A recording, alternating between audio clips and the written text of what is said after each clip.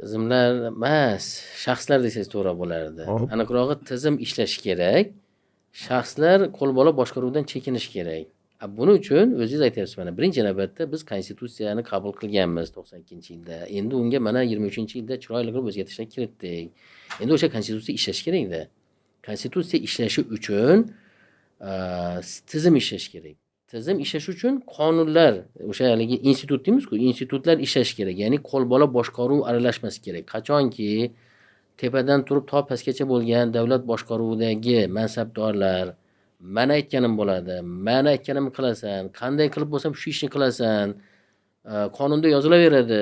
Hozir muammoni hal qilish uchun yoki mana bu maqsadga erishish uchun mana bunday ish qilish kerak deb turib subyektiv yondashadigan bo'lsa, unda qonunlar ishlamaydi. Ya'ni bo'ysunuvchi ijrochilar qonunga emas, o'sha nimaga bo'ysunadi?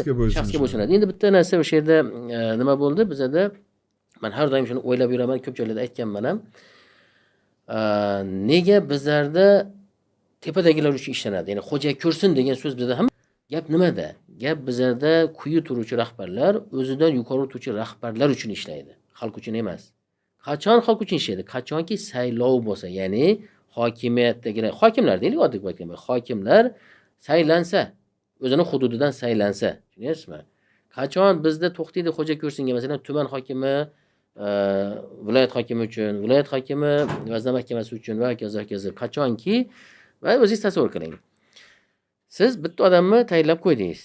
U odamga pastdagilar qiziq emas. U odamga sizni fikringiz qiziq, to'g'rimi? Siz nima deb o'ylaysiz, o'sha qiziq. Demak, sizni fikringizni ijobiy nima qilib yursa bo'ldi. Ya'ni sizni qanoatlantirib yursa bo'ldi. Pastdagilar qiziq emas. Hozir shunday holat ketyapti. Hozir emas, butun O'zbekiston mustaqil bo'lgandan beri shu holat ketyapti-da. Hokimlar yoki o'sha yuqori turuvchi o'rta hokimlar yoki boshqa zvenodagi rahbarlar hammasi faqat uni tayinlagan odam uchun ishlaydi.